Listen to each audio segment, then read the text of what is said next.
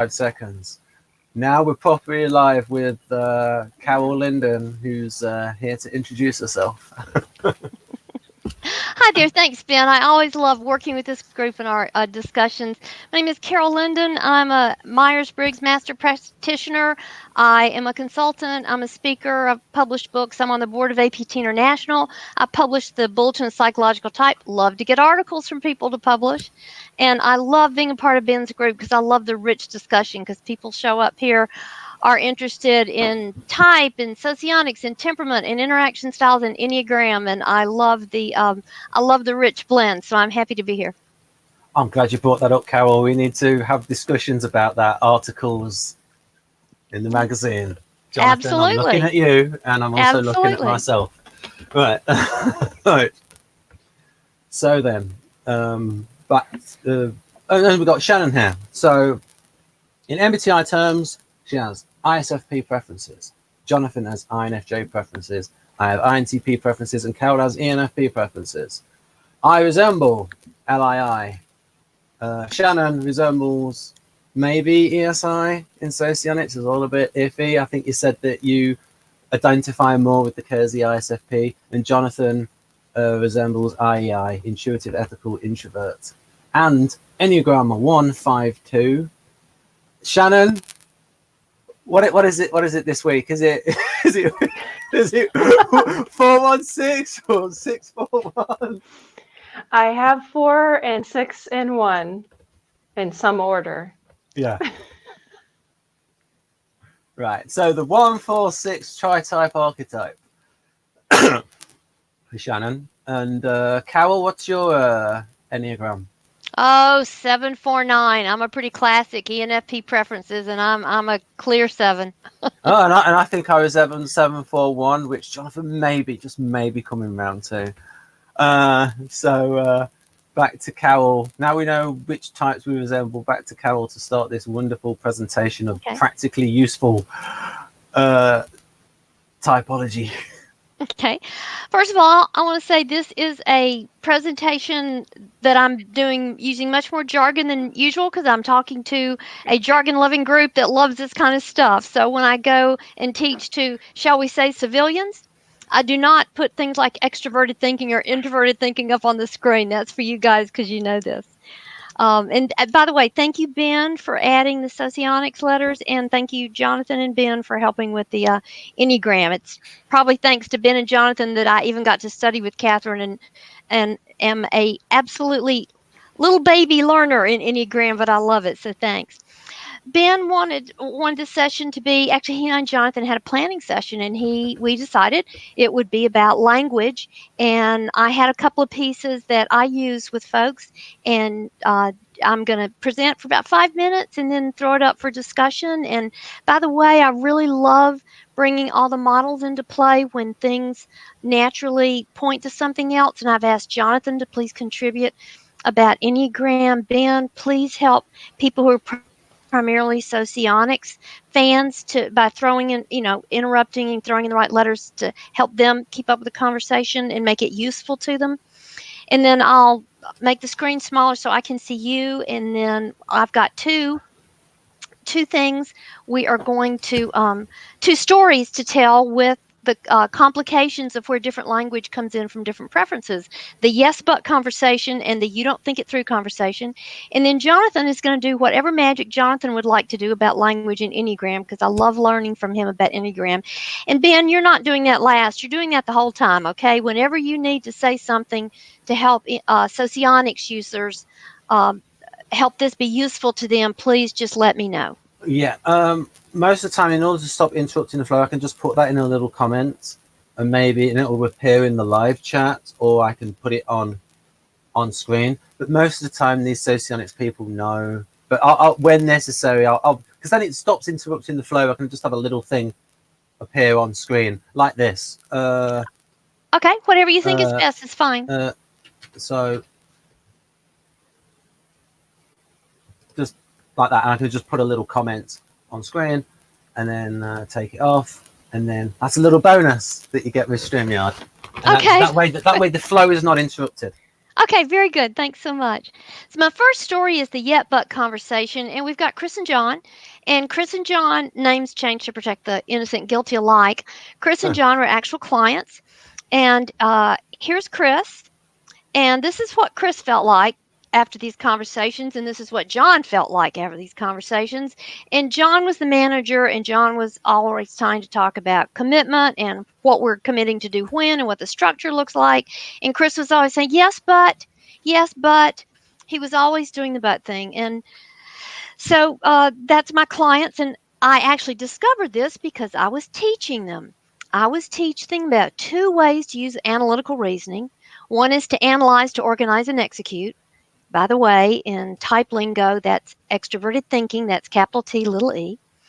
And that kind of thinking organizes the external world using criteria and logic. It's very externally faced. It's focused on making something happen or setting up a structure for the outside world.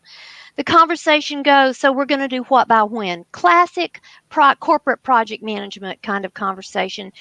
And what they talk about, the nouns are like deliverables and schedules and deadlines and how we're going to do what when. There's a totally different way to use analytical reasoning, and that's to analyze for the sake of understanding, not about doing and accomplishing. Two things I want to say here. One, we can all do both of these. We just tend to have a preference. And when we are unconsciously talking from our preference and not recognizing how the preference differences are causing a problem, that's when we get at loggerheads and the conversation doesn't flow well. And that's what I'm trying to help clients with. So analyze to understand. It's about that's about. And by the way, if the letters are T, little I, introverted thinking, builds models in the head. And when a piece of data comes in, it goes, okay, does this fit the model? Yes, fine. It goes in, keep on going. Does it not fit the model? Okay, now we got a fork. So do I need to change them, adapt the model, revise it to reflect this new data? Or do I need to reject this because that doesn't fit and the model's right? And it's all about getting the model right, because the model for the person who prefers this way of making decisions and of operating in the world, this person's North Star is the model in their head, and that's how they know how to make good decisions and move forward because the model's right. And they're constantly updating the model as they're proceeding, but the model is how they know how to make a good decision and how to move forward. So going back, it sounds like when someone's talking the organizing and executing, this is how we do it, this is how we'll proceed. Oh, big time, here's the schedule. Whereas analyzing to understand sounds like, well, this is why such and such, and but what if, blah, blah, and what's really going on here is. So why is this a problem? Well, it's a problem because these are two totally different ways of talking, and these are two totally different conversations with two totally different purposes. Analyzing to execute or extroverted thinking is about making stuff happen in the real world, whereas introverted thinking is about getting a clear understanding.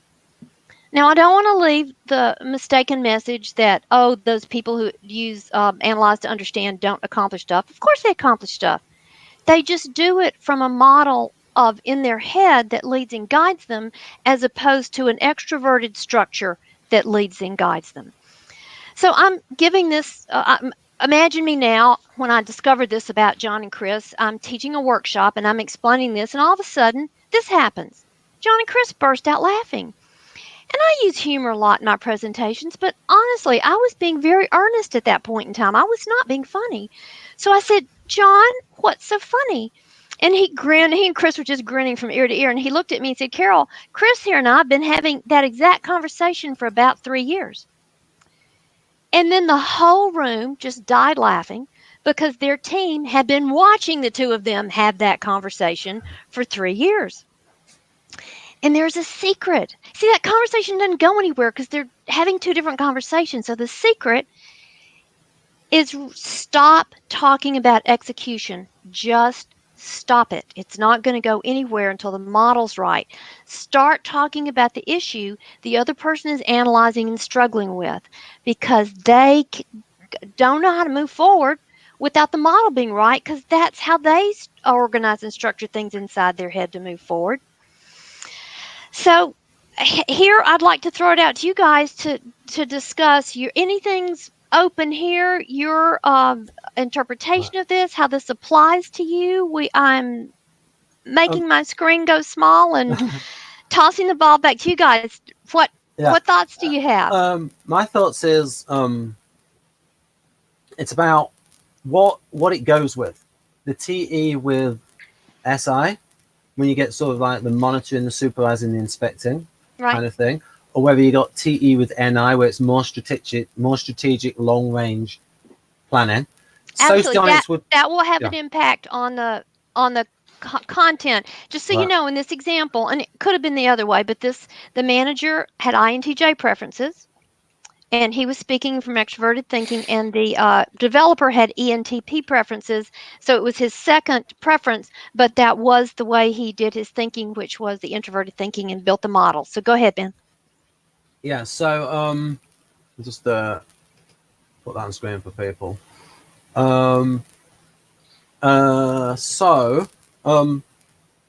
With where temperament, so students would call it blocking, like when it's like TE when it's with SI is a lot different. It's quite a bit different with TE when it's towards NI. It goes towards different ends. Temperament is coming in. You've got and again, if we talk about what it looks like in terms of the roles, ESTJ wishes to enforce the standard operating procedure, and they've got that in-charge interaction style thing. So, and you teach interaction styles, Carol, so that's going to be a part of it. It could also, Ben, it could also be ISTJ, which would be chart the course. So it could either be in charge or chart the course. Yeah, directive. So the directing language, exactly. In fact, that's the thing. Both the NTJs and the STJs are directive, and so he's going to have more of a focus on process with the STJs, and maybe more of a focus on goals with the NTJs. And they might be more likely to adjust to reach the goal. Now, in terms of communication, I would say that the NTJs need to communicate to the NTPs that the cost of the improvement of not making better the enemy of good enough. What are the minimum requirements that we need to reach? You know, making that change might make it 10% better, but do you want to make us to put twice as much? Do you want to make it take twice as long in order to make it 10% better? There are trade-offs here, so they have to get the balance right in terms of trade-offs, and maybe sometimes the NTPs have to maybe show that, hey, we need to put this extra effort in, otherwise the product might be obsolete. We need this extra feature, or that we have this competition against this other product which has this extra functionality or maybe implemented better. So there are these twin approaches, isn't there, between something being good enough but not obsolete, and then being able to implement it and get it out and not waiting for the perfect thing to be delivered, because then projects just get delayed and then delayed and delayed. And then when it is perfect, then it ends up being perfect for the technology 15 years ago, and then that itself ironically is then out of date because it's come to market too late. It's like someone introduces the perfect VHS video recorder. Right.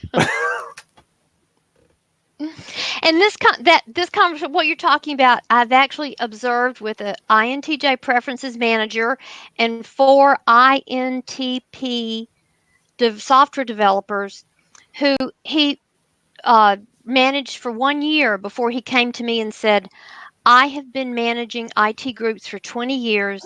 I feel like I'm living on a planet and I don't understand why.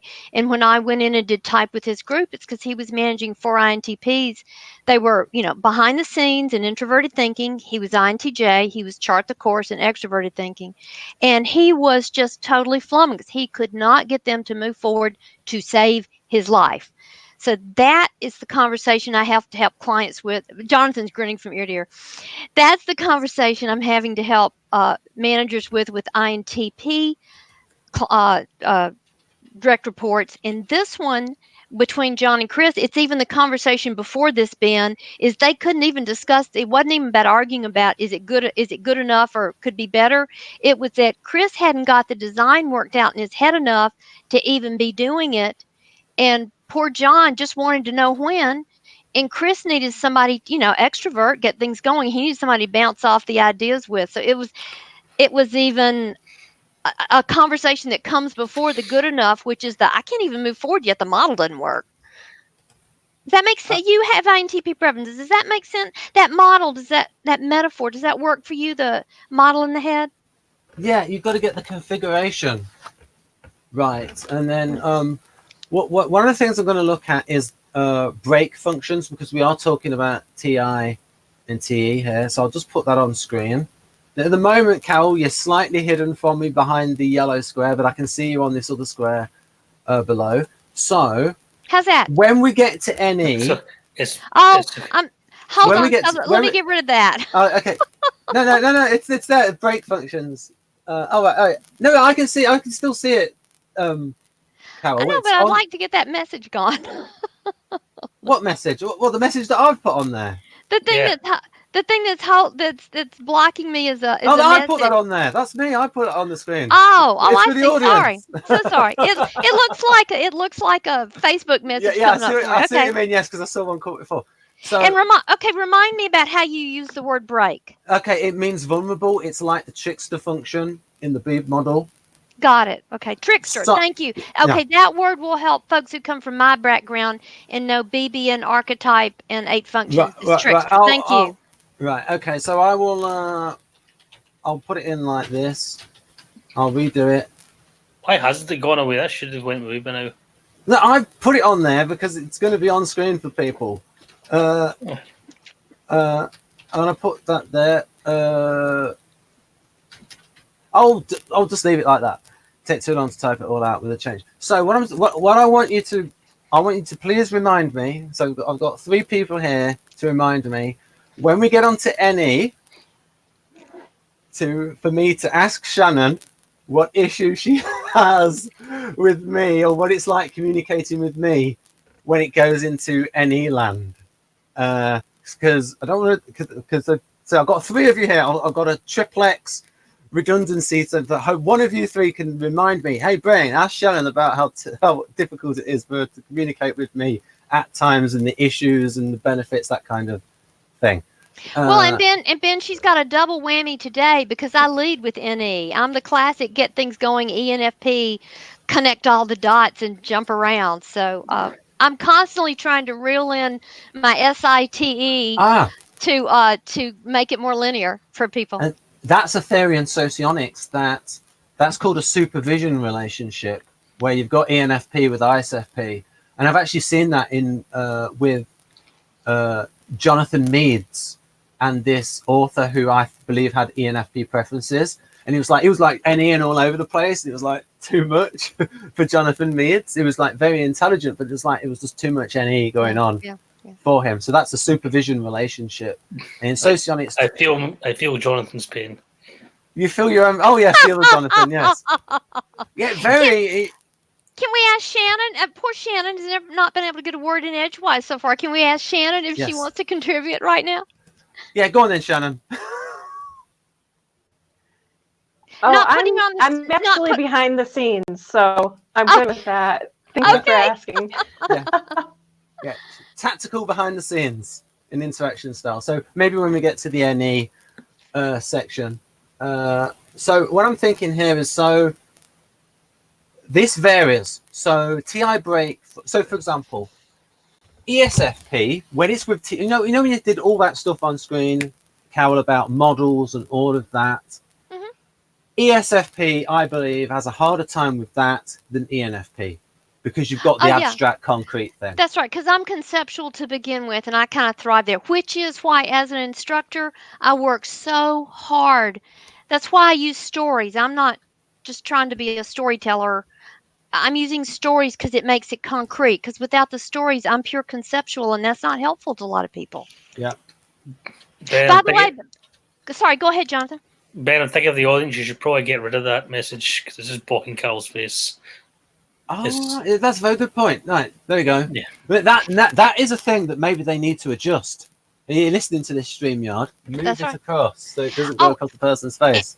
And Ben, Oh, just wait, so I've been a bit of a dope. What I should do is press this, and then we get all the 4 people like that. Oh, I love it. Thank you.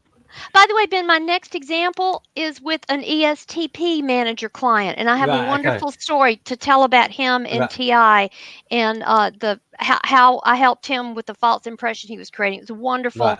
example. He's a great client. So I'll just mention with TE, this one gets interesting because you've got INFJ and ISFJ. The associated, so it's going to be SEI, sensory ethical introverts, and intuitive ethical introverts. Now, the way they deal with the way TE is a problem for them comes out differently in that ISFJ, they're okay with logistics.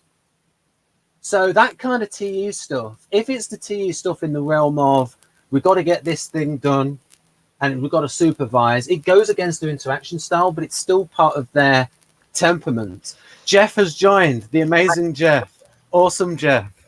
Hi, Jeff. Hey. Hey, Jeff. We were talking about, you may have noticed some differences between ISFJs and INFJs when it comes to extroverted thinking. I'll talk about that and then you can chime in whenever you want to. I think that because, I'll ask you this, Jeff. Do you think that ISFJs can do the other kind of logistics, like the monitoring kind of stuff, because it's still within their temperament?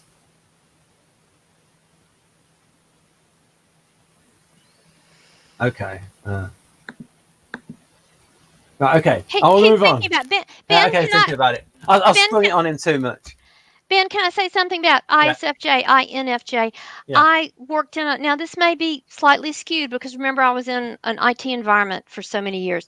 And there were ISFJs and INFJs preference folks in that environment. And what I saw, and it's maybe because they were people in a certain environment having to be that way, but they did introverted that when they went to analytical, they went to introverted thinking. That's their third preference for both of those folks. And they actually did it really well. And one of the things Dr. Dick Thompson taught me is that when one of the feeling preferences is your decision-making style, one of the ways to get safe and protect yourself is to go to whichever thinking you do. In this case, for them, it would be introverted. For me, it's extroverted. To go to whatever analytical reasoning preference you use, you go there to get safe.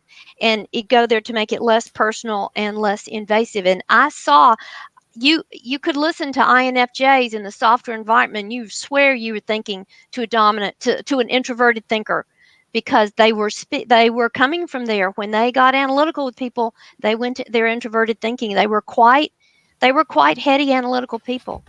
Right. So because now I can change it. So Jeff, I think this is relevant because you can get on your horse a little bit if you like about you've recently done videos about overly complicated models in typology. Could you talk about that a little bit?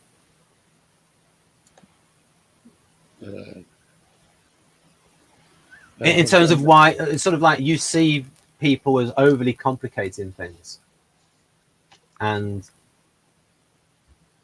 that's bad.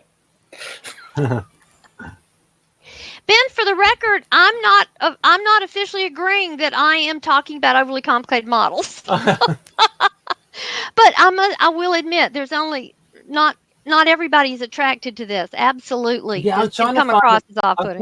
You're effective with people, Carol. I don't know what the right way to ask Jeff the question is because I have to phrase it in the correct way. Okay, I'll try and say what Jeff has done in a video. Jeff, I think Jeff did a video and he used a quote from Jung that I gave him where he said that Jung didn't say that these models where there's a precise location for all of the different functions. I think I have somebody here. Yes, Tamara. No. Tamara is here. Yes. Hi, Ben. Right. So We have 6 people. Well, I'm up to the limit. Right. So Jeff likes Kersey, and he likes to keep it with reality, and that there is something to the functions, but I think he uses them when there is a gap in the temperament, and he wants to keep things realistic. And Jeff, I'm not going to put you on the spot anymore. I'm just going to wait for you to jump in whenever you feel like it. Right. I don't always understand what you're asking me. So yeah, that's the thing, because basically, because I didn't hear the beginning of this conversation. Yeah, that's the thing. I don't really know what you guys are so what we're talking about is communication issues with maybe TPs and that kind of thing. And see that we're having that right now, Carol. We're having it right now. The communication issue. Well, and you were between coming from me a and very Jeff. you were coming from a very conceptual place instead of a concrete place with a question. Would this be a good time to move to the concrete example of the ESTP client? And that's like less than a 5-minute story. It continues on the vein of language and how it affects us, which one we're using. I've got an idea. We can go into that, but if Jeff, maybe you could spend a minute telling the audience about what it's like, the way we communicate with each other, and maybe some of the communication problems that we have. That kind, because that's an illustrative example, because we've known each other for about 6 years. Oh, you're talking about you and me? Yeah. Communication issues. Well, I mean, I think the only issue I have with you is the same one I have with anybody that just is not direct enough. You know, I mean, I would prefer everybody to just say what they mean and, be clear about stuff and not just kind of go all over the place. But I realize that's more difficult for some people. But, it's like people have to communicate the way that they can do, but then you have to understand that some people aren't going to necessarily understand you as well.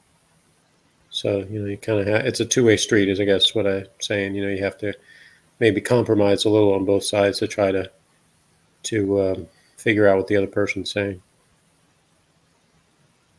Yeah, like I said, so I've had experience, so I said over 6 years, and in socionics, we are conflictors in that our functions are completely different, but we've not got the conflict in terms of interaction style because we're both informer. But every now and then, I get a little bit too theoretical, or I start off and there's no build up to it. There's no context for it. And I've noticed that Jeff would like a lead in so you can sort of get into a flow of the way things are going.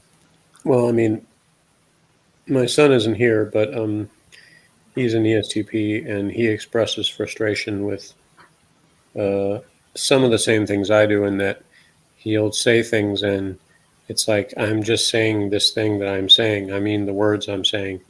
And what he encounters with intuitive types is that they like take what he says and take it in some other direction and then come back with a reply that has nothing to do with what he was saying, because they like mentally made a jump somewhere else from the ideas that they thought of when he said whatever it was. Yeah. And so when it comes back to him, he's like, what are you talking about? That's not what I said. I didn't say anything about that. So I relate to that when he expresses that feeling. Jeff, that's a classic problem with the especially extroverted intuiting, is they make the leaps and connecting things to things that are like other things, and then they make an inference, and then they speak to the inference. And like you said, that's not at all where the person was coming from. So, but they're not conscious of the fact that they made an inference and they made a leap, and they're not intentionally going all over the place and doing that. That's one of the reasons for doing this kind of thing, is help people get conscious, because extrovert intuition can be very confusing to other people, because it does feel like it's all over the place and making inferences all the time, which it kind of is if we don't reel it in with something else. I totally get where you're coming from. It's cool. Well, one thing I noticed that Ben's done over the years is that he'll take notes, like even during a conversation, he'll write something down, and I can't speak for him as for all the reasons he does that. Some of it I think is just to remember a point he wants to make or something like that. But one thing that can be useful for is he can look at that and remind himself of what the actual words somebody spoke were, the actual quotes from the Right. person, so that he's not always, it's not necessarily just where his brain took what they said. He can actually look back and, and say, oh, this is the words they actually said. Right. Yeah, that helps a lot. Good point. That helps a lot with reining in the inferences, that quoting what somebody directly said. Well done. So, Carol, if you go on to your example with Okay. STPs, I think that would be great for, like, once you've Okay. gone through it, it'll be a good place for Jeff to jump in because he's got good experience with that type. Okay. I think. Oh, you need to go back to your thing now. Right, okay. So now, According to mine, unfortunately, when I do this, I'm going to have to, Shannon, I'm going to have to remove you from the stream momentarily, and you'll be in the waiting area whilst Carol's doing her bit, because I can only have 6 people in at once, but you are behind the scenes, and you will literally be behind the scenes with this thing. But like, I'll bring you back in, and you could maybe type something in the side if you're like dying to say something, like, oh, I've got a story about an ESTP that'll blow your socks off. Then I'll bring you back in. So, right. Oh, have we got? Are we all in? Are we all in? Oh, well, I only count we are 6 all of us, in. Ben. We're all in. We should be in. There are only 6 of us. right. Okay. So over to you, Carol. Are you seeing the slide? Yes. Okay, good. So now we've done the yes but conversation. Now we're going to the you don't think it through. So I had a client. He was a manager in the sales support group, which meant they did all the making things happen so that salespeople could have events that worked. And what I did 360 feedback with him from his direct reports, and his manager and his peers. And what was coming through was he didn't seem to think it through all the way. And I put the word impression there because when he got that feedback, I realized that was, excuse me, I need to go forward. That was, excuse me, let me go back. That was just an impression. It wasn't the truth. It was the impression. This is not him, by the way. This is not my client, but he has ESTP preferences, and I thought this was a great image.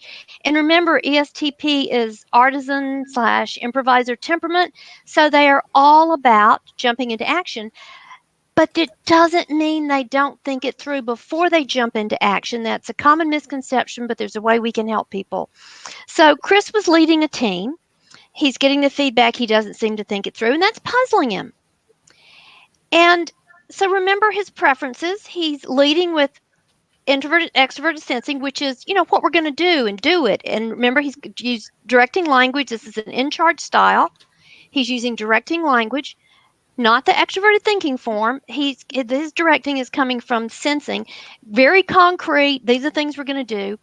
But in the background, he's analyzing to understand before he does that. So during this conversation, I was telling him that sometimes we don't say out loud whatever introverted function we're using. Sometimes people only hear from our extroverted side. Sometimes we do the introverted piece, but we don't say it out loud. And he got this beautiful look on his face. His head went back, his eyes went up, and he was so clearly thinking that through. And he said, I do think it through. He said, but you're right. I think it through in my office, then set up the meeting. But when I walk into the meeting, all I do is tell them what we're going to do. So here's the order. He's thinking about it in his office, analyzing to understand. And then he walks into the meeting and he says, okay, here's what we're going to do. So they never heard his analysis and thinking it through. They just heard what we're going to do, which gave the inaccurate impression, oh, this guy didn't really think it through. He just talks, he just jumps in. And yes, his temperament and being extroverted is likely to move to action more quickly than other types. I'm not denying that. But that said, in corporate America, the impression being doesn't really think it through, just jumps in, that's not a formula for success. You can't be giving the impression. And it's especially unfair because, as we say in the South, bless his heart, he was actually thinking it through.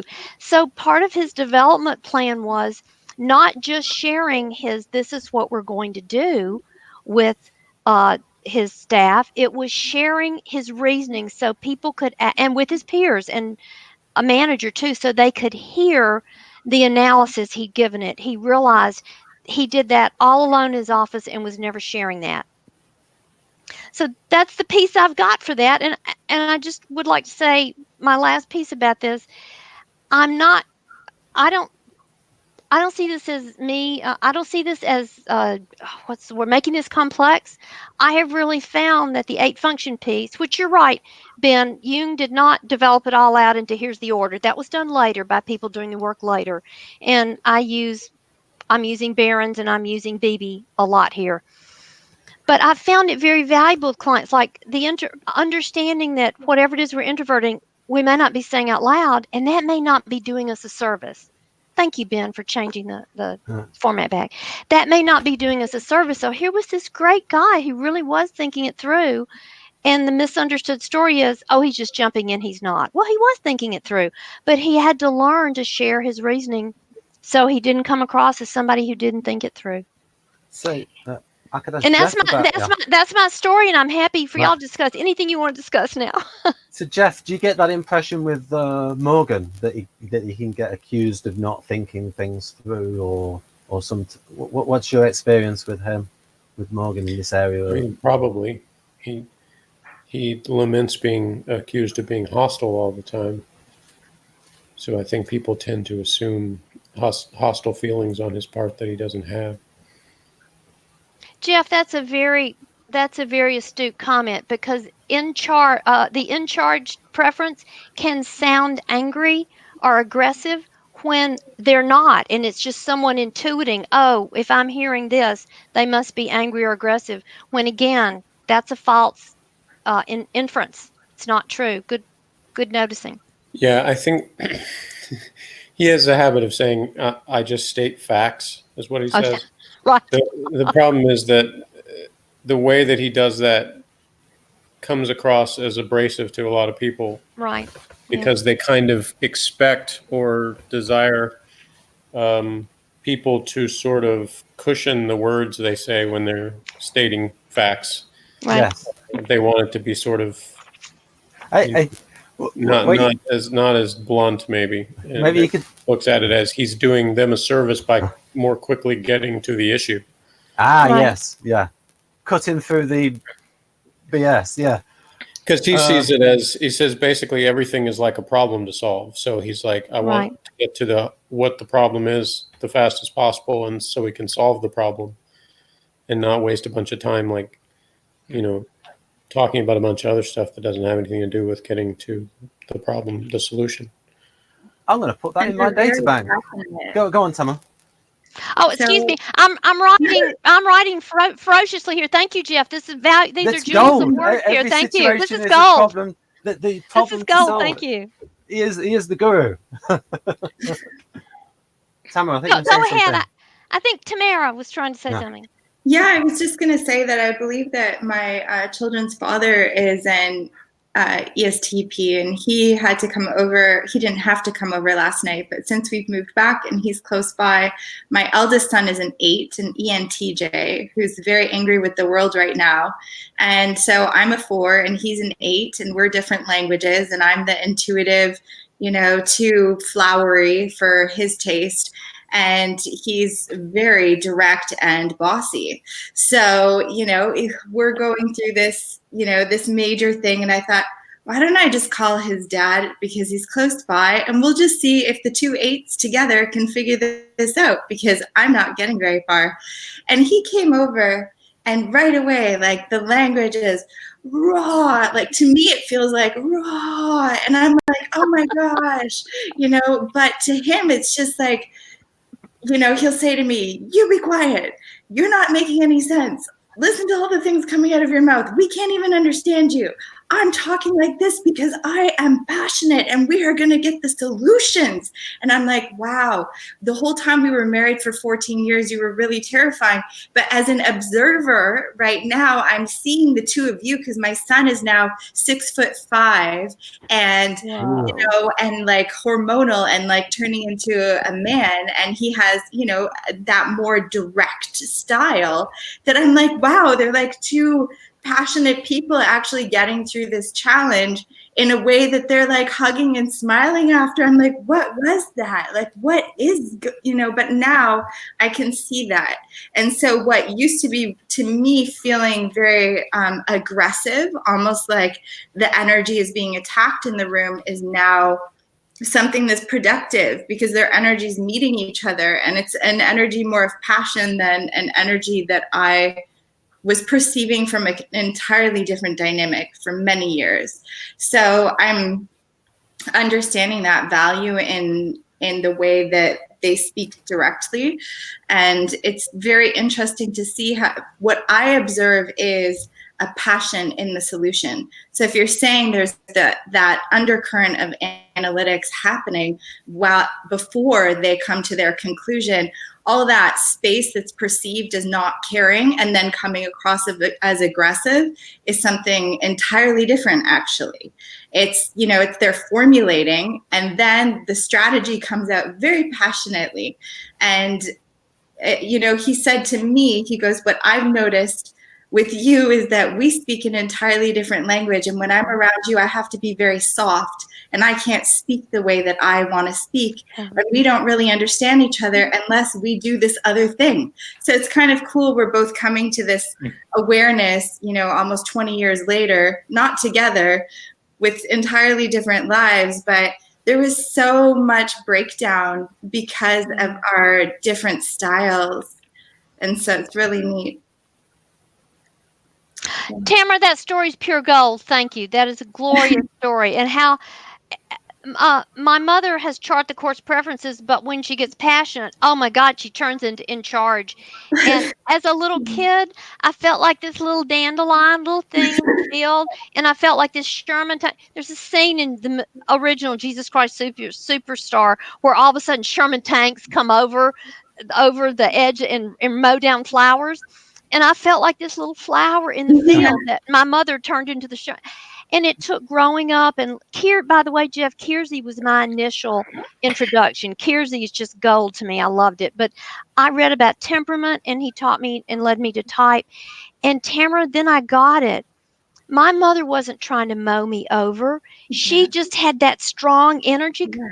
When INTJ gets intense, ISTJ, they can be just as intense as the ESTPs.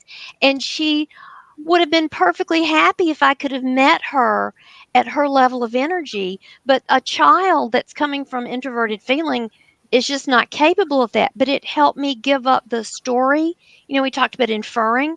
So in my little head, I'm a flower being run over by a tank. But then I became an adult and I came to understand this. And no, I was just a child who wasn't capable of meeting her forcefulness. And it helped me so totally quit misinterpreting my poor mother, who loves me more than anything on the planet. And I was interpreting as a Sherman tank. And here she was getting passionate about this because she loved me. So, Tamara, thank you. About beautiful story. Thank you. Thank you. I'm gonna I have to at this point in my life. I have so many ENTJs and ESTPs in my life that I'm like, I have to figure this out. Yeah. Because if I don't, I'm going to just be getting hurt left, right, and center. And it's ridiculous because they love me. They're just, I need to adapt my language. So it's beautiful. So a non-type factor here that helps probably. I think Tamara, you said that your father is ENTJ. So my father's ENTJ, my eldest son is ENTJ, and then my children's father, he's ESTP, I believe. So it's a lot of intensity. So this is a slight digression, but what differences do you see between ESTP and ENTJ? I honestly feel, okay, so I feel like ESTPs are actually I want to say more romantic energetically. Like there's an easier ability for them to offer emotions, and kind of, it almost feels like they can come into that like feeling place with me. The ESTPs that I know, but mine are all romantic involvements for ESTPs. So I can only speak from that narrative. But yeah, I feel like they can come down to that romantic kind of energy, and they almost are poetic, even though you wouldn't think so. But in an intimate way, it does actually happen. Whereas like ENTJs, I feel like, so I'll just speak from like a romantic perspective because I've dated an ENTJ too. Well, just this perspective that no, like it's more gifts and it's more of a serving kind of acknowledgement to meet in that energy. So that's the only correlation I'm going to give because that's how I know it best. Ben, you're like really sitting back when I said that. Well, actually, I was typing something. Okay. Short screen. Tamara, from my perspective, that was fabulous. If I Okay. very useful. Ben, if I can chime in here, Yeah. I do find with ESTPs and ENTJ clients, preference clients, I do find that ESTPs and I don't have very far to go together in the conversation. They're just not enough in common. Yeah. But ENTJs, however, tend to or like and appreciate me, and because we go conceptual together, right? They see me as a balance. They like my outgoingness, and I find I have very few ESTPs in my life, but I have ENTJs and INTJs all over the place. Not to mention NFs, and I think it's because we have more. There's more naturally that comes on the table between us for just talking about things more in common to talk about. Just my sense of it. So there's a big theory in socionics about duality, and this is something that Linda Bones was getting into a little bit. What did she call it? The informational styles. They used to call it the Informing versus directing. No. I got they changed the name. It's like she tried to do her version of quadras. You know, where you put them together, where you've got like customizing and enhancing and authenticating. Oh, yeah, that's her newer model. That's true. Yeah. I'm not as familiar with that, right? Yeah. And so she's sort of getting into the area of what socionics has had in terms of duality. And it's something which is a little bit iffy, but it depends on the individuals, how developed and rounded out they are. So, for example, so you've got ESTP here. Their valued functions are SE, TI, FE, and NI. And so if you have if you have an ESTP resembler, as I call them, and they have got sort of like a little bit developed NI and FE, and if they meet an INFJ resembler that's got a little bit of it more SE about them and a little bit more TI about them, then I think they are ready to be in a relationship. If they are completely different from each other, there's not got enough in common. There's not enough. They're not different halves of the same coin. They are different halves of the same coin when they've got those lower functions developed and more rounded out, as we say. Yeah. Ben, I can really resonate with that. I've taken the MBTI like 3 times, and I don't get a single sensing point. And I try hard to get some sensing points on there. But when I answer the questions, honestly, I get 100% intuiting preference instead of any sensing, so that you help me understand. I've got so little sensing naturally going on that I just don't bring enough to the table from that direction to build a rapport. That's why I think I attract so many conceptual, intuitive folks into my life, because I'm so far out on one end. Yeah. So, I mean, there are some people, I mean, you have said yourself, could you please say for the audience which groups you've seen in relationships in terms of married couples? And then I can try and convert that to socionics. Sure. I will say I read Kiersey, and he influenced me. However, I can't. And what he would say is, guardian stabilizers tend to pair up with improvisers, artisan improvisers, because there's the balance. There's the structure and the order, and then there's the doing something and spontaneously, and the thinking, living for the moment. And I have seen some of that. And then he says he sees intuitive feelers marrying intuitive thinkers, catalyst, idealist marrying theorist. rationals, and and that there's a balance there for them on the thinking and feeling end. And he said there, and then oftentimes it's a JP difference at one. They're extroverting different ones, so they're even using a different version of intuition. One's using extroverted, one introverting. I will say there's something I have seen over and over again that I did not hear him talk about. I have more cases than I can count of a theorist rational marrying a stabilizer guardian. Ah. And I have seen, and I'm talking about people, and in the cases I know, there are people been married like 30 years. All these couples been married like 30 years. And what I'm observing with them is what the theorist rational appreciates about the stabilizer guardian is they ground them. The theorist, the intuiting, the NT is so conceptual that the stabilizer partner they find is grounding and helps connect them to the world, other people in the world, and the concreteness of the world. I have seen that over and over and over again, and I did not get that from Kiersey. I got that from my own observation that the theorist seems to appreciate and be very stable with a stabilizer partner. It's like it's okay with them that they don't meet in the conceptual space. I think a catalyst NF is more, idealist is more, it's in my experience, is more prone to needing that intuitive connection with the other person. But it seems to me the NT theorist is fine with having a stabilizer partner, and that's like grounding for them in a way. I don't think a idealist catalyst would be grounding. We'd bring something else to the table, positive stuff, but it wouldn't be the groundedness. So that's what me, non-expert on that aspect, has to say about that. So, Carol, would it be NTP with SJ or NTJ with SJ? Actually, the ones I know were NTJs. They are Ooh. INTJs and ENTJs, and they not ENTJs so much as INTJs. But the examples I know are INTJs who are married to ISFJs, actually.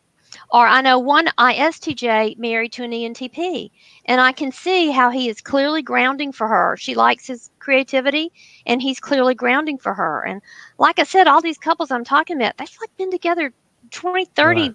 plus years.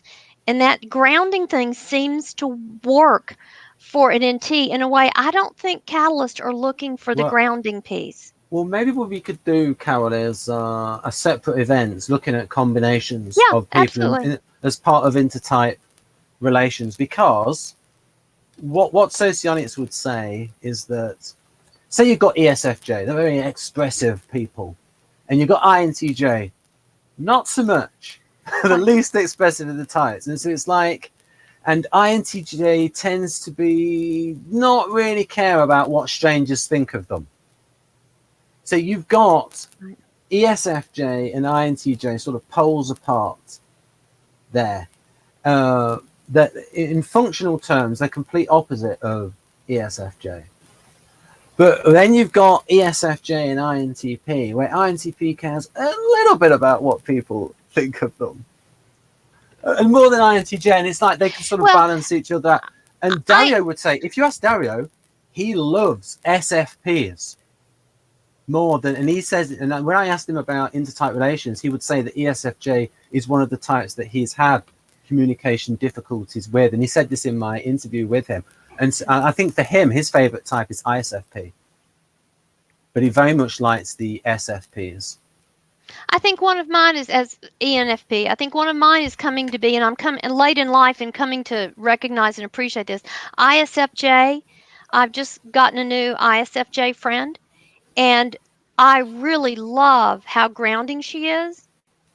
And she goes to TI for her creativity function. So she can be quite analytical, and that's where she goes to strategize about market. She's helping with marketing.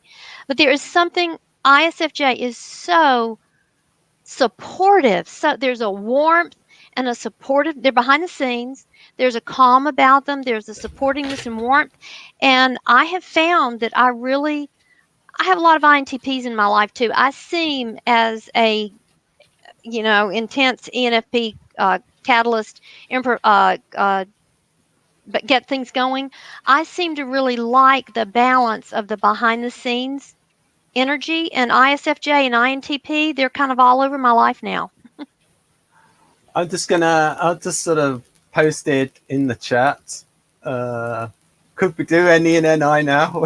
We did like a quarter of the functions, then like, so then we're going to bring in Shannon, and Jeff as well, because they can say, oh, Ben, he's like all over the place, and because then that gives an idea of the difficulties. So if I press your thing, if I press this, Carol, then you could show maybe your slides for NE and NI. Ben, they're not in here because we agreed we were doing communication. We were not doing that today. Sorry, I've got one. So which ones were we doing today then? Well, I kind of did them, Ben. Oh, you were just doing T and TI. Yeah. Oh, I thought you were going to go through all of the functions. Okay, that's all right then. I didn't want to dominate the session. I wanted to put some stuff on the table. Oh, okay. Oh, that's good. We can make it a 4-parter then, and we can do NE and NI next time. Oh, absolutely.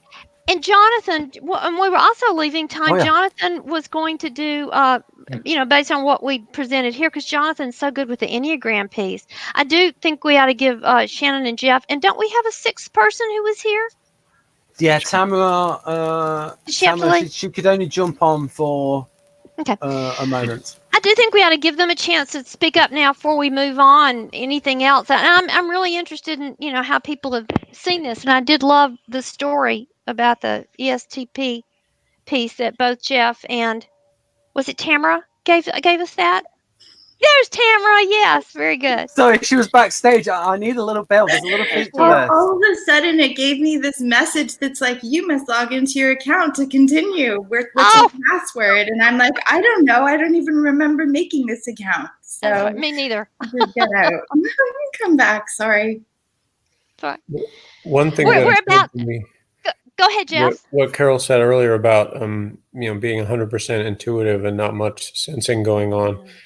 And I like that because it reinforces what I've tried to say before, is that when people that sort of try to, they go to diagrams and they try to fit people to the diagram instead of observing people and seeing what applies and what doesn't, is that you have people that would tell you, Carol, no, you're wrong about that. See, you have this sensing and it's in this number of function, and so you use it this percentage amount, and that's just the way it is because you're this type, so therefore that's what your brain does. And I always am irritated when I see that kind of thing, because I'm like, you know yourself better, you know what the way that you operate, and I have no reason to disbelieve you and say, no, the diagram says this, so you're wrong about yourself, But I get really annoyed at how many people do that in online type communities. They just tell people, no, you don't know yourself. You're really this thing because this thing says so. And it's like, I always compare it to like Tom and Jerry cartoons where he's trying to catch all the pots and pans falling in the kitchen, because that's what it feels like. Why I give up easily when it comes to like trying to talk to people about stuff like that and type groups, because it seems like there's just so much of that I can't possibly combat it all. That's so understandable, Jeff. And it gets real jargony real fast, and that's one of the things I try to avoid in teaching. Like I said, I'm a little more jargony here than elsewhere because I know I'm talking to people who are interested in this. But I totally get, and that's one thing we tried to get away from. Type was taught rather badly. Well, that's not a nice way of saying that. Type was taught rather inelegantly and less skillfully earlier on, and people felt very put in a box and told, oh my God, I'd never tell a client what they were.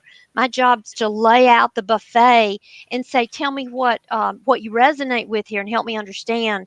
So I totally agree. It's not helpful when people feel told or put in a box. The other thing is there's a lot of people that go into like Facebook type groups that are just looking for help, either with their own type or with somebody they know. And so they're very much like questioning and really easily turned off by somebody just bombarding them with a bunch of stuff that's not helpful in any way. Absolutely.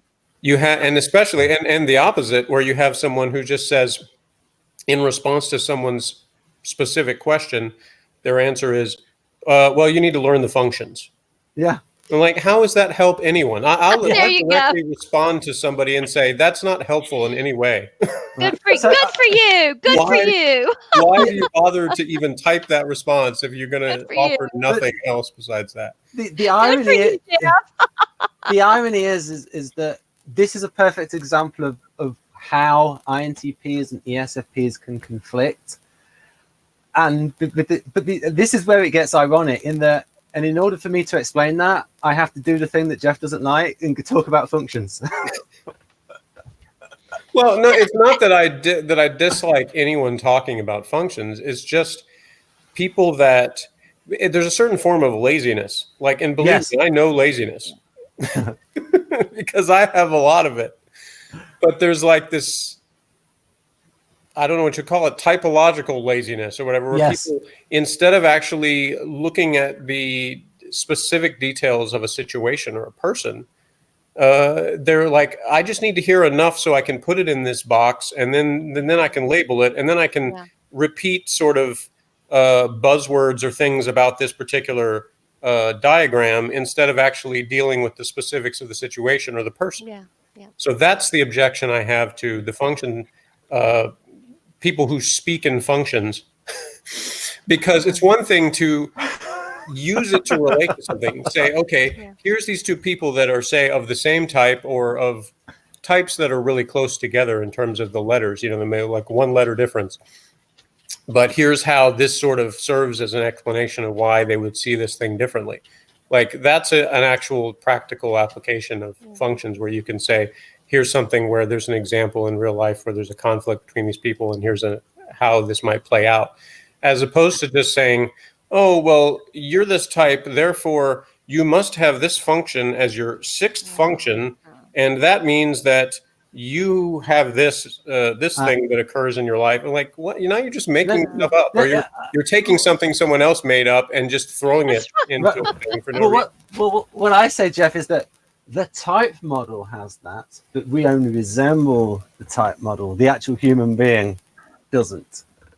Yeah, but I mean, I encounter people in the ESFP group, even people that they claim to be ESFPs. So it's not even just somebody coming from an intuitive point of view that has just kind of gone into cult-like obsession with some particular typology. You would call him guru or whatever. Like apparently now this C.S. Joseph guy is pretty popular, and so people just parrot the stuff he says in his YouTube channel, and they don't really even understand what it means or what they're talking about. They just sort of spout, I call it buzzwords, because that's what it seems like to me. It's like it sort of comes up with these sort of like cutesy phrases, some of which are based on actual things Jung said, and some of which aren't. But even that, it's like they just take that and then they turn it into this thing where your behavior has to fit this, like, because I said so, because somebody else said so. And it's like, especially jarring to me when it comes to SP types doing this, because I'm like, we're the ones that are all about freedom, and you're basically like restricting your own freedom. You're saying, I have to fit this thing because somebody told me to. And I'm like, do you not see what you're doing here? Jeff, I love your point here about it's not helpful to take the model and squish people with it and put limitations on. The helpful way to use the model, like the reason I got so excited about function is I saw this introverted thinking, extroverted thinking, misunderstanding happening. This was very real to me. My clients were struggling with it literally for years. I know 4 people with INT preferences who actually lost their job over this. They didn't call me in till the people up above them in the food chain had it with them. So I've seen this come to life, and people lose jobs, and people struggle, and people who even liked each other were struggling. And once I could give them a little bit of framework, so I started with their story and used my lens to say, oh, this might be helpful here. But I love what you're saying about it. It is not helpful to just go in and say, oh, this is the thing, so you must be this way. That's a bass. Can I say bass-asswards? Yes, you can say back-asswards. Yeah. That's a back-asswards way of going about it. So thank you, Jeff, the for one I've seen the most, stating that. probably not too surprisingly, considering my type, is the introverted versus extroverted feeling differences. And my mother's an INFJ, and so one of the ways we've most come into conflict has been over that, I guess you could say, and just in a way such that we can't completely understand why the other one does what they do when it comes to, like, I'll get irritated with her for talking about somebody, to me, insulting someone, not directly, but talking about them. And when I've gotten like upset at them for, and my mother for talking about that person, she has defended herself by saying, well, I wouldn't say that to their face. Like, that's some sort of justification. Whereas I look at that as like, that's worse to me than insulting someone to their face is, oh, I'm just going to talk about them behind their back. And then when I'm talking to them, I'm going to act like, I don't have this problem. I'm like, I see that as like two-faced. Oh, Jim, it is so southern. Oh my God, it is so Southern polite to say it's okay to talk with you about this, but I would never tell the other person. And you're exactly right. In that social model and framework, of course, that makes it acceptable to them. Exactly what you're saying. Talking back behind somebody's back is two-faced. Would that be relevant to introverted intuition, though? Or could that just be like a character flaw?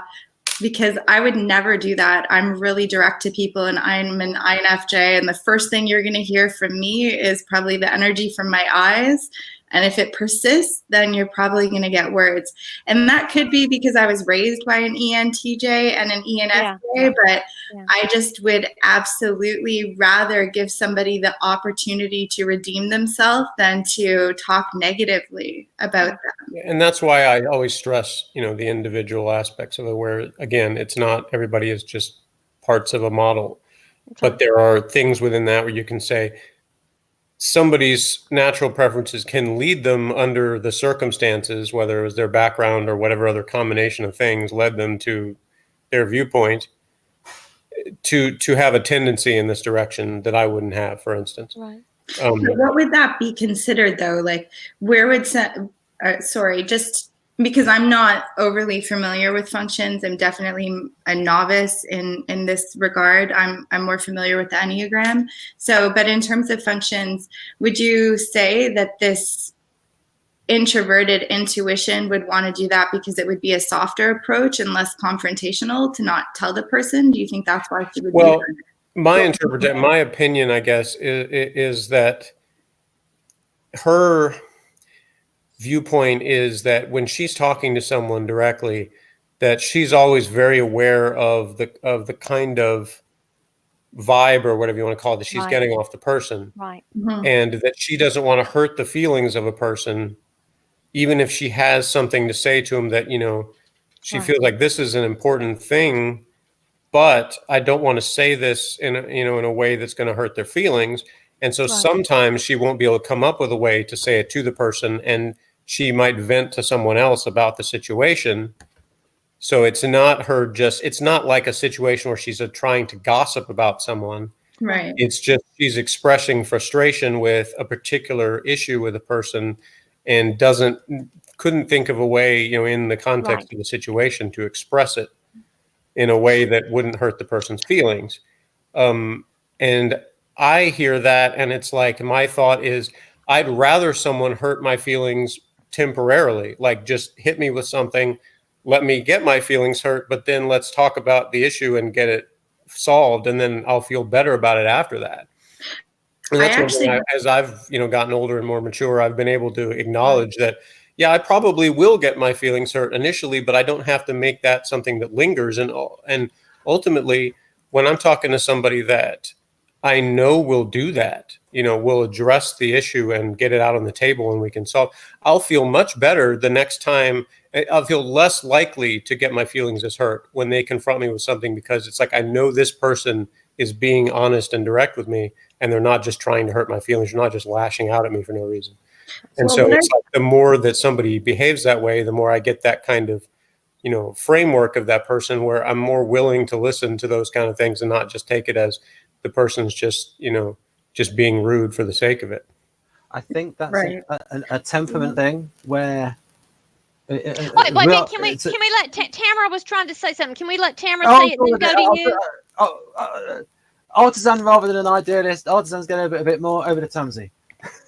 What I was just going to say to that is everything that you're saying makes a lot of sense. I think where I could see myself portraying what you may have suggested about your mom, not in a gossip perspective, but maybe in a venting perspective, would be using our extroverted feelings. So if I have a case with somebody that I feel is not necessarily overly developed in terms of their self-awareness and their ability to respond as opposed to react with emotions, I might use my extroverted feeling to gather an opinion based on the sensory input that I receive from talking to somebody about the situation. And that might give me more ideas to navigate by actually throwing that out there with people that I trust, that I know have opposite functions and reasoning than I do, if it's a complicated case of how to approach somebody, because of course we do come from an angle where we don't want to hurt people and we want to give good guidance and we want to have like this kind of pillow of how to go about the resolve of the situation and grow, because it's ultimately about like the spiritual height from my persona anyways. So I might do something like that to gather information, and then I'll go back to the person with a more appropriate response, because I do care.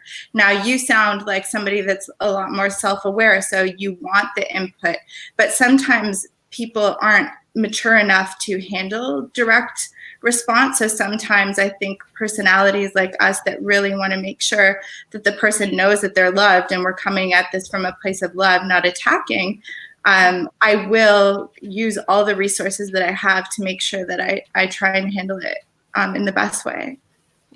Ben, if I can speak to a couple of things before you move us on. And by the way, I do appreciate, and then I want you to get to say what you were going to say about temperance, because I think you're on target about that. I agree completely with what well done, what Jeff did. It's coming from extroverted feeling, and the extroverted feeling, as BB explains it, is the judging preference is operating in the space between them and the other person, and they're very sensitive to how this is landing on the other person. So whereas you might value, well, just tell me, be direct. That's, going behind not being honest and direct. Their judging function is, oh, but it's not okay to say something that would hurt somebody.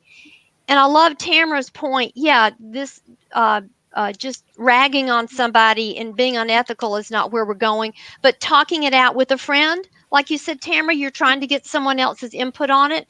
And BB taught me that's where people like me with introverted feeling go astray.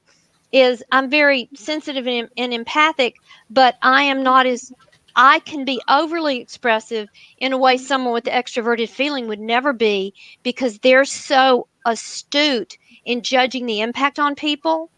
So yeah, it would be a lot. And Tamara, it was not coming from the N and the INFJ. It was coming from the FE, the awareness of this between and not wanting to overstep. And I will say, I'm with introverted feeling. One of my values is about not being hurtful to other people. And sometimes, Jeff, I'll hold on to it instead of say it, because sometimes I think, I'm extremely sensitive. I get that about myself. And sometimes it's really not the other person's problem. It's my problem. And I need to work it out in my head and not project it onto them. So sometimes I don't say it out of trying to be thoughtful with, this is my issue. It's not theirs. I need to, toughen up and deal with this better. But I appreciate both of what you brought to the table. That was a very valuable conversation to have here. Yeah. And Ben, I really liked what you said about adding the temperament piece. SFJ would be coming from a different direction, and SFJ would be more about the public space and not saying something that would disrupt the public space. INFJ might be a little more likely out of what I think Tamara said about, it's about guidance and good guidance. They might be a little bit more willing to be disruptive in their use of FE, kindly and gently, but they might be willing to be more disruptive. Why ISFJ would be, oh, we got to keep the space nice and comfortable here for this. Jeff, did I overspeak you there at one point? Did you want to respond? Well, there was just a couple other things I wanted to say before I forgot them. And one was sure. About my mother. and why she possibly could be a different perspective than Tamara, for instance, is she was raised by an ESTJ mother who very much, I would say, beat into her head the guardian etiquette rules. This is how you are supposed to behave. This is how you are supposed to speak to people. These are the things that you do and don't say, when your feelings are hurt or whatever the thing is. And so her mother has been, no longer on this planet for a long time now, but she still casts a shadow over her to this day in terms of, it's like she never goes completely away because so much of that influence, she spent so much of her life trying to please her mother, despite having some major differences in terms of the way that she saw things. So I think that plays a big role, in the way that she interprets things. The other thing is in a different type that I've observed things that, could be labeled as having to do with extroverted feeling in my son. Obviously a very different interpretation than from an INFJ. He will talk about the way that he feels at work when he feels like the people he's working with are being passive aggressive to him and sort of ostracizing him from the group, kind of. And I actually, the other day when I was in for lunch, because he works at Subway, and so I was eating lunch there, but sort of observing him at work, and I was thinking about what he had said, and I was actually feeling like in that moment thankful that I don't have that as much. I don't have that, like I'm always feeling the vibe around me because I feel like that it sounds like such a burden to me. Like it's like I feel like there's enough sources of stress in my life without having this added thing of like this tension that doesn't need to be there. Like Actually, it's not that I never feel tension in a room, but it's not as constant as it seems to be with him, where he's always like interpreting what people are feeling about him in the environment. Whereas I feel like I can't waste my life thinking about that. Yeah. Like I really don't spend much time thinking about that because like I've got enough. If I worried about that, I wouldn't have time for anything that I'm trying to do. So it just seems like a big that seems like a big difference to me too. Jeff, I really hear you. I've got the Dario identifies that over here there's a quadrant, there's a piece of the brain here that does the mirroring, the mirror neurons they're called, and that uses them to empathize it, to get empathic into a situation. And ENFPs show more activity there than anybody else does. And a lot of people who have an F preference experience that, and the catalysts do in general, and ENFP has more of it than anybody. And Jeff, you are so right. If I could find the freaking off switch, trust me, I would turn it off at times, because burden is the right word. And people like me have to learn to manage that because it is so stressful and we can be so reactive. Now that's on the negative end of the pole. On the positive end of the pole, when I'm facilitating, when I'm helping a team, I'm picking up all that stuff and using it to help them.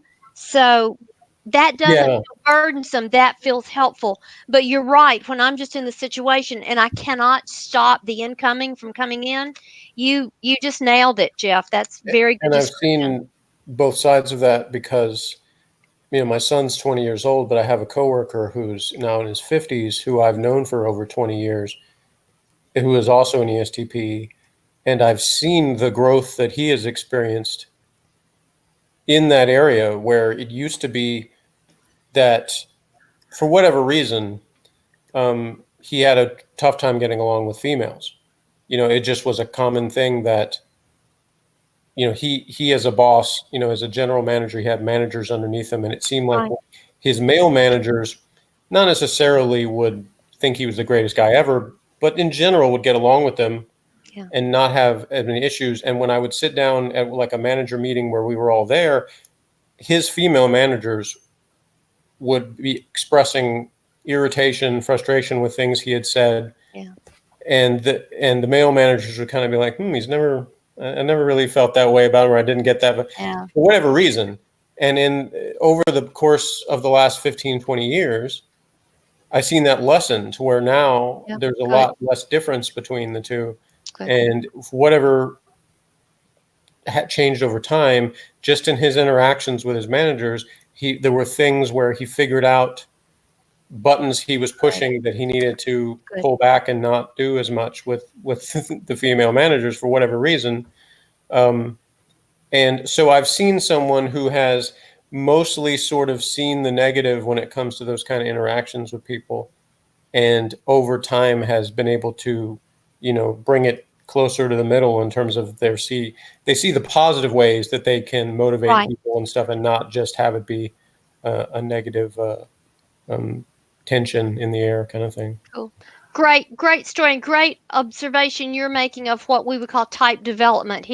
Which is, Jung would say, was the goal of our life is to develop the other pieces.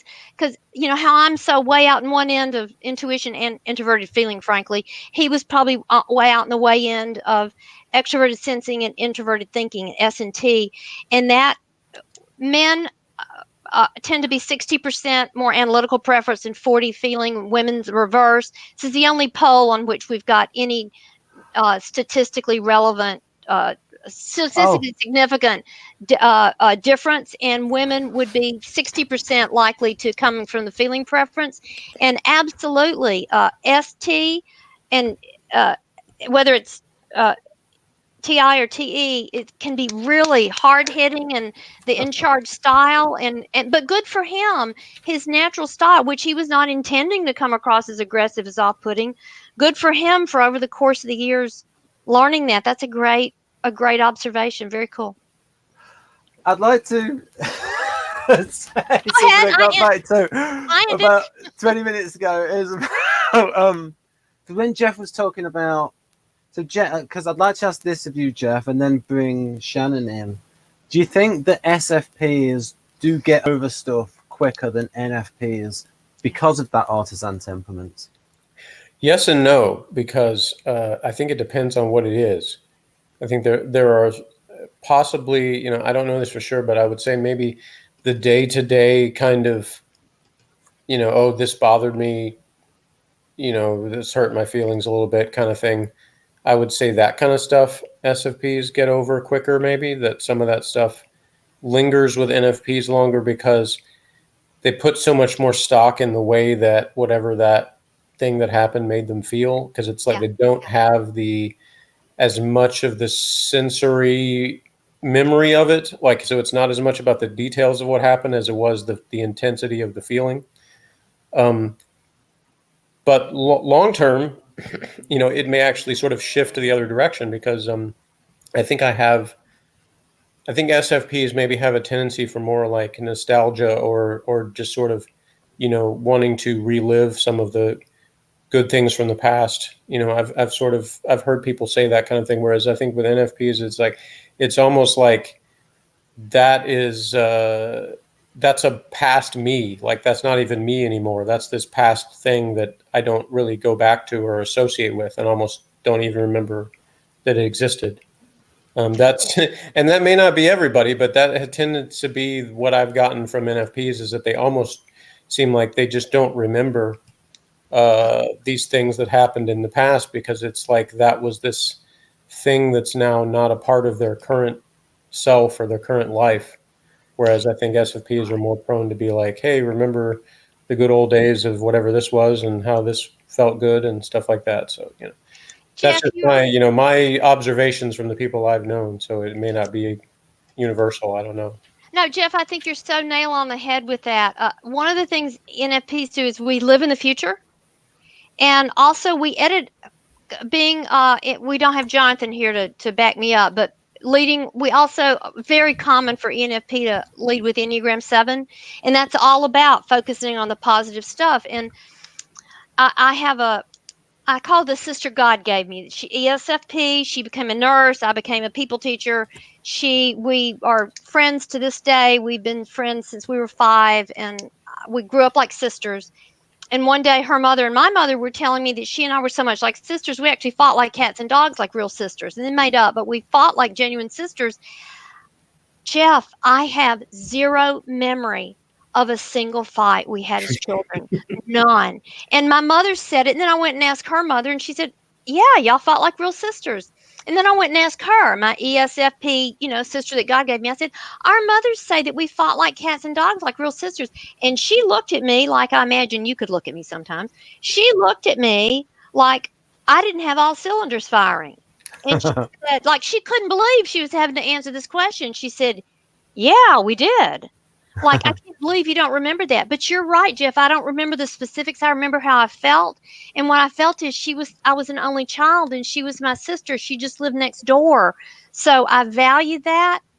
And I totally, honest to God, just must have unconsciously edited out all that fighting that 3 other people testify to God happened that I have no memory of. So I really hear, and I do think, and she lets go of stuff. I'll still be upset about something as an adult. She'll say, that happened hours ago. You stop. That's over. And she walks off and I'm, my chest is doing this. And I'm thinking, well, it's not over for me. You hurt my little feelings, but she's done. I do think SP can that was then. I'm in the moment now. That's not active now. And for me, there's this NF resonance thing that I just can't make stop that quickly. I think you were just nail on the head there. Thanks. Yeah, my son's mother is an ENFP, and when he was still a child, we didn't live together for most of his life, so there were times in which he was over there with her, and she would ask to talk to me about, and it would be like over and over again, he got into trouble at school and other times with authority figures with, things where his behavior was too aggressive, or, he was saying things that they interpreted as being like threats or too violent or that kind of stuff. And this happened, over and over again throughout his childhood. And, there'd be periods that would go by where there wasn't anything in particular going on that he was getting in trouble for.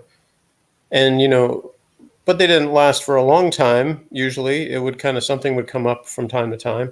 And one of these times she would say to me, so she would ask me something like, has he been saying a lot of like kind of violent things lately? Like she would bring like it was this new concept. And I'm just like looking at her again, like, were you replaced with a new model today or what? How can you not? How many times have we talked about this with him and stuff? Because she edited it out, Jeff. So I didn't understand. It was like, so just that's I think where that reputation the ENFPs get for like being the space cadets or whatever comes from, is those moments where you're like, what? How can you ask me? Has this happened before? Jeff, you could tell that story about what is that you say about what's the difference between ENFP and ESFP? Well, I think I've answered that question in different ways, but probably the most common thing is I've said that because people have asked me like what I like about ENFPs, and I'm like, versus ESFP, and I'm like, well, because they're like us, but they believe in stuff. Oh, and then you did that story about that both are very distractible, but I think you said that ENFPs can just distract themselves. Yeah, well, it's like, people will say like, how can you observe the difference? Like if you're out in public with an ENFP versus an ESFP, and like, because they can often appear very similar in terms of the way they behave. And I'm like, usually like an ENFP will appear to be more kind of like all over the place, whereas ESFPs will kind of zero in on one thing and kind of like, this is the goal, this is the one thing I'm trying to go for, and I'm not going to be distracted by anything. But they both can be distracted. It's just the ENFP is more likely to be internally distracted. So immediately some idea occurs to them based on what they're observing, and then they suddenly jump into talking about whatever that is, whether it has anything to do with anyone else there or anything that is actually in the environment. Whereas the ESFP will be externally distracted, like, oh, my entire goal is I'm going across the room to get some pizza because I'm hungry. But then I see somebody who's really good looking coming my way, and all of a sudden I don't even remember the pizza anymore because now my goal has changed. I turned and going straight for this. Whereas, like I said, with the ENFP, it's more like, they're going for the pizza, and then it's like, oh, I saw this article about, saturated fat. And then they start talking about that and forget that they were, Jeff has so nailed me. I can just really feel he understands where I'm coming from. And you're right, Jeff. There's all these ideas in there, and they are distracting because they're all so good. Yeah, it's always like the most amazing idea that you've ever heard of. Yeah. And at least in the ENFPs I've known, often the way they get their feelings hurt is when not everybody is as excited about that amazing idea as they are, and they kind of get deflated, like the balloon blows up, and then somebody is like, well, that study really hasn't been thoroughly researched or whatever, and then then they're so like sad, like I can't believe that they didn't get all enthusiastic about this like I am. I so hate that you noticed that about us, Jeff. Yes, because we actually have to hide, especially in the corporate world. ENFPs have to learn to hide a lot. That Enneagram 7 comes in handy because you can't possibly go around in the public realm or business world in particular showing how hurt you get by things that have happened. Whereas I have been hurt from that natural behavior of ENFPs, because I think of somebody who I also used to work with, where I really enjoyed talking to her. I enjoyed just listening to her talk. She was just one of those people that was just like fun to be around. But the problem would become like the times where I was then responding to what she was saying. And then, my mind, of course, is like, I want her to be focused on what I'm saying and this to be give and take. Right. And then it's like, whatever it is I said that triggered whatever idea, it doesn't matter who she's going to say the idea to. And so she might turn and suddenly she's talking to somebody else, and it's like, I'm not even in the room anymore. It's like this. And so I feel hurt, like that somehow there's no longer this engagement, because it's just, to her, it's like, well, whatever direction I'm throwing these ideas in, that's the important thing, not this actual personal connection with me. So those are the times where I felt hurt, because I wanted to continue to be, what her focus was. Not just a sounding board. Yeah. Well, A, that was very unskillful of her, and B, I want to apologize on behalf of all NFTs who did that to you. The Southern in me wants to do that. Yeah, I found myself doing that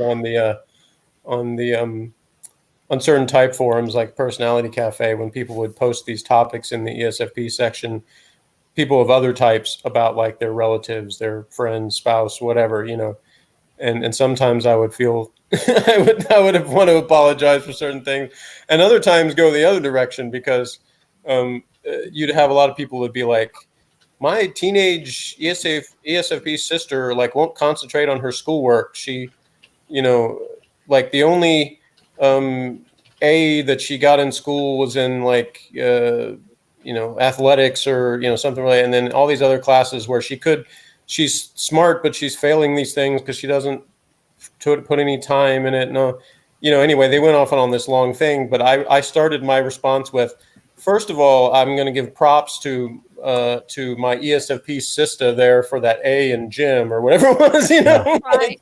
And so with the positive thing, like, first, nice job on that, but so anyway. Before we move on to something else, Tamara and Shannon haven't gotten a chance to say much lately. Would you? Jeff and I really went on a roll. As someone as Ben would say, ENFP resembler, I was very touched by how much insight Jeff had there. I felt very seen. Well, I thought you'd be a great combination. Yeah. And Jeff, is it ISFP or ESFP that's your preferences?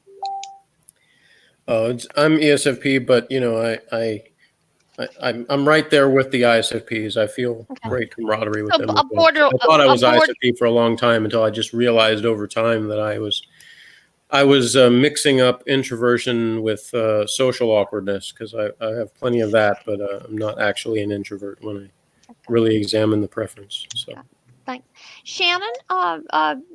Would you like to share something? We've been kind of dominating. I don't know if she can hear. She did put in the comments that she can't hear the live stream. So I don't know if Shannon is actually just listening or just Sorry. watching us. Well, the mic's on. Can you hear us, Shannon? No, she can't hear us. I don't think that she's not responding. No, that's a shame.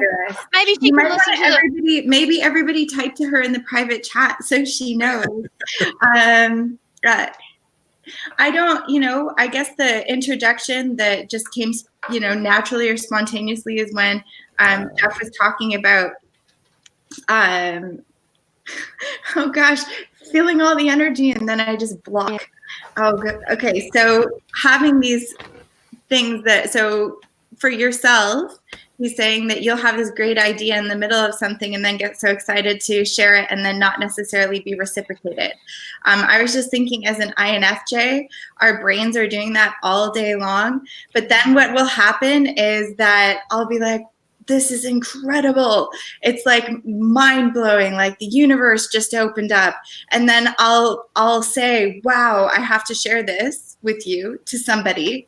And then by the time I'm ready to share it, I'm like, there's nothing for me to say with words. Like nothing works compared to what I just experienced internally. Yeah. So what happens oftentimes with people, and so I notice this with my son all the time, he gets angry all the time with me because he's like, what's wrong with you?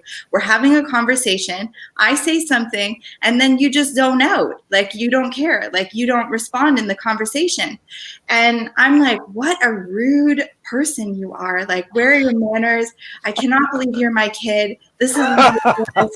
And then I'm like, okay, wait a minute. Hold on. Hold back. He's an 8. You're a 4. You're being over emotional. He's being overly direct. What's going on in the situation? Yeah, And so today this happened in the car. And he's like, I brought this up to you. And I'm like, right. And you disagreed. You had a different interpretation. So you said your piece. He's like, so then you just leave the conversation? Like, that's it? He's like, you are the only person that does this, Mom. Everybody else actually responds. I was like, well, what's the point? Your mind's made up with what you have to say. I said, so what do you want me to do? I'm like, it's not my job to change who you are. So that's your opinion. And he's like, and yours is to just leave? I was like, I didn't leave. I'm in my head. I'm thinking what I think. And so what I realized is that he's definitely not the first person to say that. He's probably about the 100th. But because he's my son and he has no problem being really direct and he doesn't look at it as hurting my feelings, he looks at it as like, let's figure out what's wrong with my mom. And so it really, today it opened me up to realizing that, like, I'm just having universal concepts over here in the car and I floated off to something much better to think about than confrontation and challenge. Yeah. Whereas what I'm putting out into the universe is I'm a space cadet. I'm like somebody you can't have a conversation with. Although I feel my reasoning is really intelligent and might be more expansive than what he said, and he's 15 and he still has, to understand he doesn't know everything yet.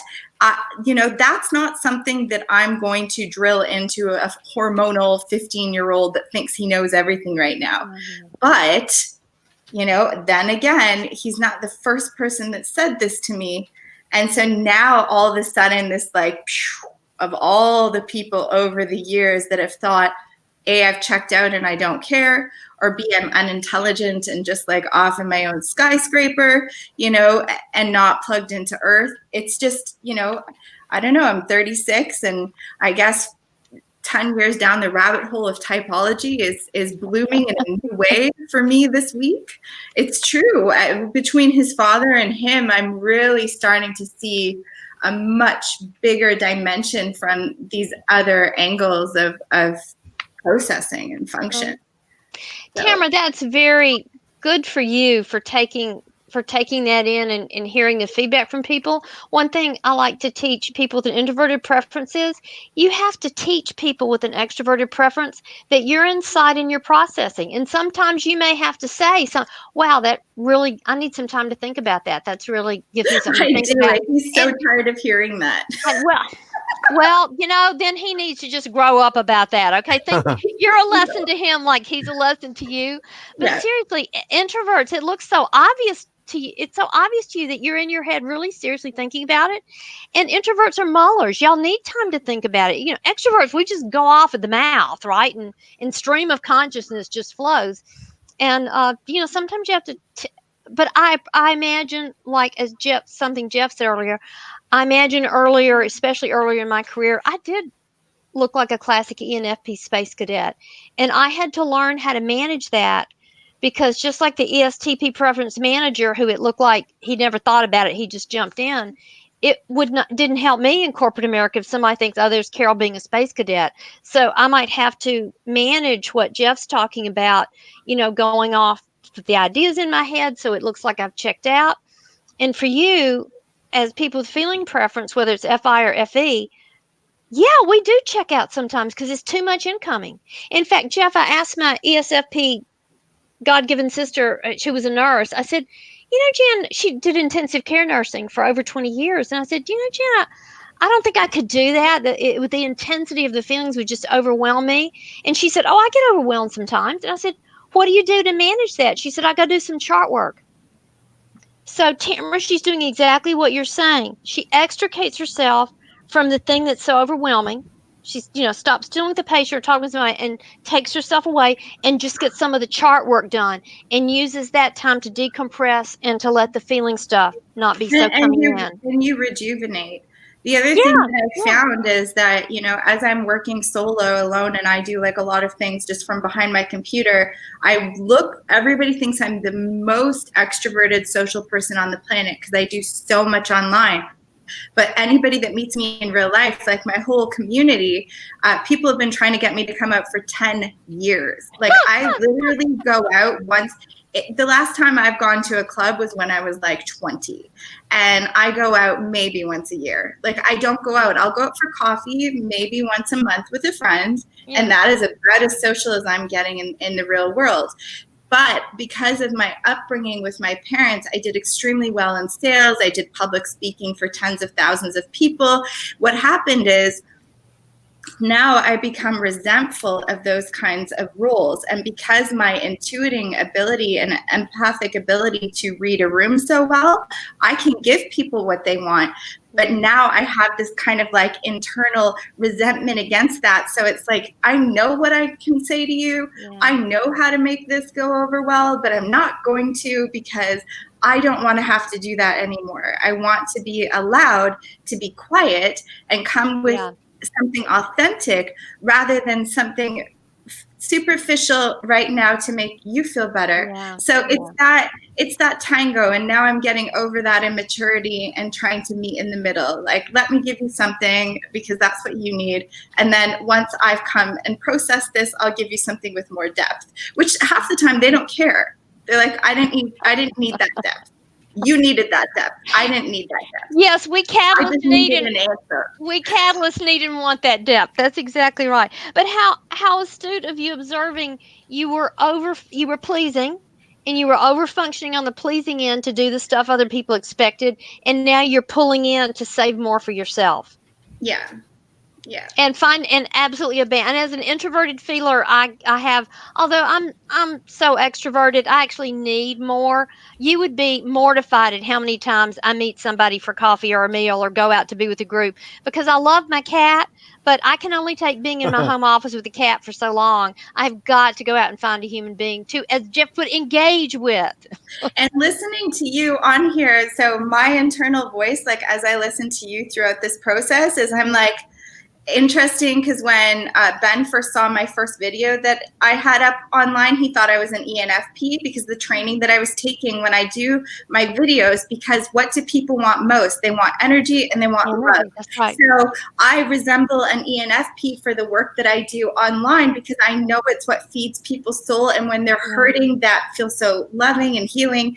But to be the way that you are in this whole conversation, with the positive feedback, with the heartwarming welcoming, with the observance, with the taking everything in, with being so present, as opposed to all the rest of us that are like fidgeting, thinking about different things. We're just like, I'm like, I would prepare for like a month to come on to give the kind of energy that you're giving, and genuineness, because you're doing it like it's so natural for you. It is. And I'm just like, oh my gosh, she could just do it the whole way through, and there isn't like a blip of insincerity or like a second where I think you're putting it on.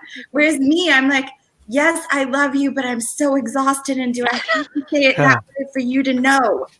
Can't I just be emo and just sitting here and you just know that I love you?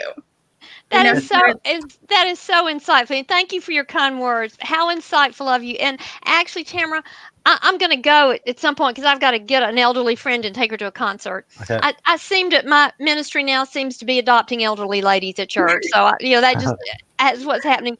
But you're right. I love these things when Ben invites me with this, whether I'm just participating or helping present.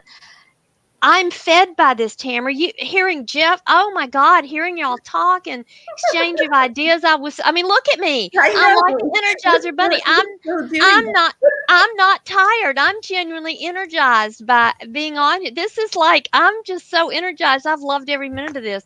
I do have a commitment and I have to go in a few minutes, but Right. again, I just learned so much from everybody. I love doing this. Ben, So- I am cooked because in a few minutes I have to go pick up Okay, Scotty. so maybe we could do it in a 4-parter, or maybe we could do NE and NI next week, and then Sure. do one on, just like spread it out, because then that gives us, we can be loose and fluid and interact the way we have in this, and go off topic, but go off topic in a quality way. Actually, Ben, I have felt like that. Although I will, Jeff, I'm coming to you. Sorry, I didn't mean to step over you. It's okay. I can imagine, and this is actually where Ben and I need some help. Even though he leads with introverted thinking, we both are extroverted intuition off the course. And Jeff is right. That can just Tamara's laughing at me. We can be so all over the place. And I want y'all to know, as an instructor, Jeff, I work so hard to reel that in. I do a lot of ISTJ structuring, or more of an INTJ structuring of my stuff, because I know I can drive people nuts. And Ben and I, that reminds me of this. So I just want I'm not mean to speak for both of us, Ben, but guys, seriously, y'all can rein us in, because and then Ben's saying we can have 4 parts so that we can do this more. we can be all over the place more. Everywhere. Well, maximize the fun. Oh my God. Ben, let me ask you a question. I tried to make it, I think in the past I presented too much for your taste. So what I tried to do was 2 little snippets, so the thing would be mostly conversation. Did I hit the balance better for you this time? It was, I mean, although I did feel you handled me magnificently when we did the interaction styles, where it's like it was like a brilliantly way, it was just brilliant. I need to watch it and learn from that. But it's like there is that balance between material, and I like the way it went today, because I was thinking that if we had to do all of them, I was like, oh no, spent the first hour and the first 2. But it let it open up and breathe. We're still talking typology, and we're talking real examples. That helps a lot. Yeah, I the anecdotes. And I want you to, I really do. That's why I tell stories. It's never just to tell an entertaining story. It's always because that makes it real and concrete. Jeff, I'm afraid I stepped in. You wanted to say something a few minutes ago. Well, there's something Tamara said a long time ago that made me think of a funny story. I'll try to make it brief, since I know you said you had to go. But so I guess I could call it Tale of 2 INFJs. Because, and I don't remember exactly what she said earlier, but it was something about people thinking she was unintelligent or whatever because of her tuning out or something like that. But so both coworkers and friends of mine, but Brandy grew up in a very small town, so they say INFJ is the rarest type. Yeah. Well, if you have that rarest type in an environment where you don't have very many people, it's even less likely she's going to run into anybody who she thinks, this person resembles me, understands me, that sort of thing. Right. So her whole, life, she's grown up being the odd one. There goes crazy Brandy again, that saying these things that don't make any sense, and, just being her goofy self or whatever. So much of what she says, it's like it starts with like that layer is there. She starts talking, and before she finishes a sentence, she is already in her mind thinking how the person she's talking to is judging her based on what she's said already, because she's crazy to them and they're not going to understand what she's. So she'll stop in the middle of a sentence and start like basically responding to something I didn't say, because she's felt this, judgment, because she's just assuming that I'm doing this because everybody else has done it to her growing up. But the funny thing about that is shortly after I had talked with another coworker, one that I actually worked with in the office, because Brandy is in a different town, in a small town, but it's the same company, but just, I only talk to her on the phone usually. Every once in a while, she's at events or meetings or something, but overall, it's just phone conversations. Whereas Sasha was somebody I worked with at the office. And shortly after we had gone through all of the sort of introduction to type and all that kind of stuff with Sasha, where we had all these conversations about it. And she tested as INFJ. We talked about it, the profiles and everything made sense to her. She was starting to understand all that stuff, whatever. And I had given the test to Brandy and found out she was also an INFJ. And I thought this was exciting because I'm like, well, this is finally somebody, who understands you, you can talk to, that's going to know what this feels like to have these people, judging you this way and all that. And when I told Brandy that, when I said, Sasha's an INFJ too, you're a lot alike. And her response to that was, I'm not like her. I just sound ditzy.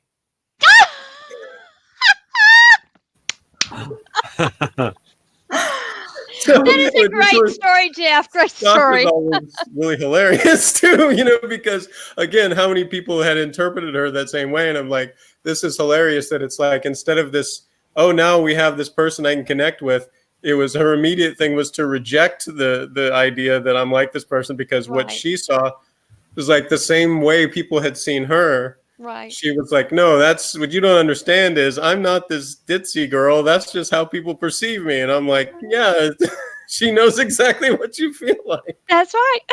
So what we could do is we could stop recording now, maybe chat with Carol for a couple of minutes before she has to go. Is that okay with everybody? It was a great, thank you, Ben. This was so lively. I loved all this interaction. Thanks. Right. So I'll just stop the broadcast and then we can have a little chat off air, because I know you've got to go